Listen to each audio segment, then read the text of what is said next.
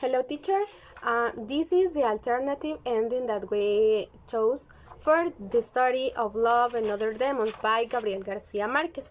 And the characters that will be included in this alternative ending are Cayetano de Lora, Sierva Maria, and Dr. Abrenuncio. So now, the alternative ending. Cayetano put aside his belief and decided to fight for the love of Sierva Maria de Los Angeles, who had been condemned in the convent as possessed by demons. Dilora tried many times to exorcise her so that all speculations about her might change, but her behavior only hinted that she was possessed. Still, Dilora did his best to keep him close to her, despite the restrictions that were imposed on him due to his role inside the convent and his spiritual life. Cayetano's idea was to go to the Marquis de Casualdero to tell him that he loved his daughter and if he could help them in the possible legal terms. Then Cayetano decided not to do it because that decision could put them more limitations and would completely separate him from Sierva Maria. Sierva Maria hadn't eaten for a week due to Delora's absence. Without knowing anything about him, her behavior became more and more aggressive, and the convent's guardians no longer had more resources to tie her up and force her to eat. All these situations led Dr. Abrenuncio to punish Cayetano and send him as a nurse to the Amor de Dios hospital. A punishment that began to despair him because Sierva Maria was in the convent with all eyes on her and with a sentence without exit. Cayetano was in the hospital for 2 weeks and decided to break that punishment and disappear from the hospital and ran to the convent to look for the girl. Dilora walked through the service door and in broad daylight, and he walked through the garden without any precaution, convinced that he was invisible by the power of prayer.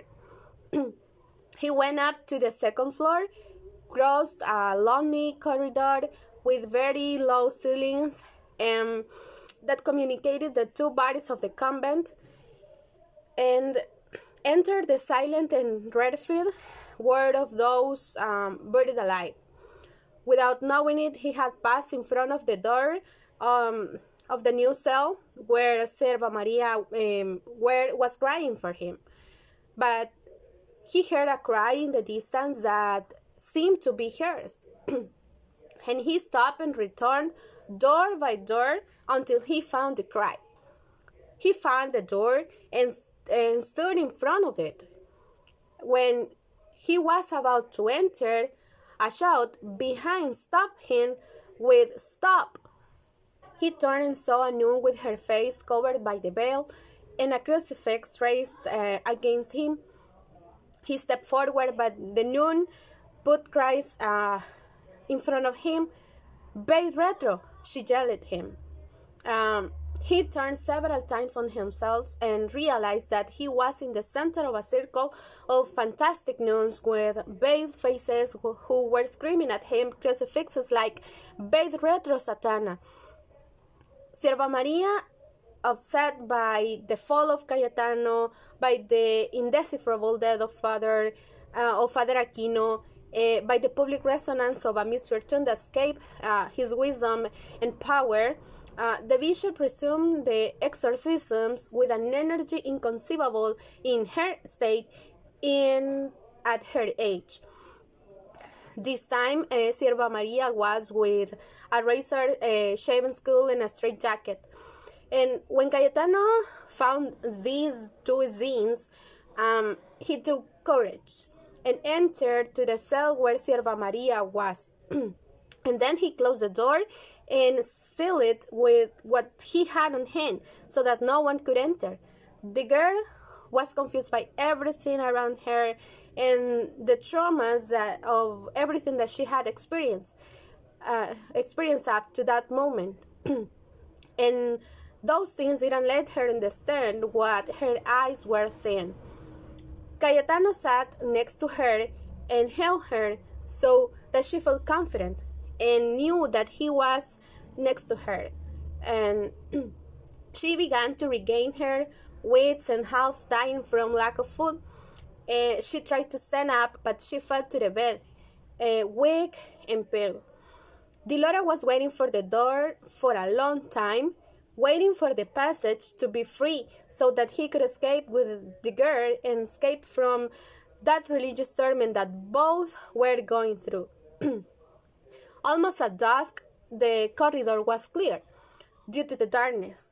So he held the girl with one of his arms and tore a bar from the bed where Sierva Maria had been. That for defending themselves if any of those who were in the convent wanted to stop them. In the dark and groping, he went out with the girl, fearing that he would be found and would be severely punished for their rebellion. Suddenly, two nuns came out and found them on their way and alerted the others because they were escaping, right? And Cayetano, unable to see clearly due to the lack of light, shook the bar everywhere and in one moment hit one of the nuns hard on the head, and she fell to the ground. That blow that hit gave him a space of time to hurry and reach the exit door of the convent. While they were running, everyone in the place ran after them and prevented their escape. But Cayetano was already near the exit and managed to run behind some trees that were far from the convent, and they had to hide there for a long time until the other people will get tired of looking for them. Almost at dawn, when they saw that there was no one to stop them, they started out to the city to forget everything that had turned their lives into a tragic event. The next morning, everyone realized that they were no more in that place. There was no trace of them, and so they spent many days looking for them because these people were not yet convinced of their disappearance. After 15 days, they assumed that Cayetano and the girl had fled far and that they would never be found.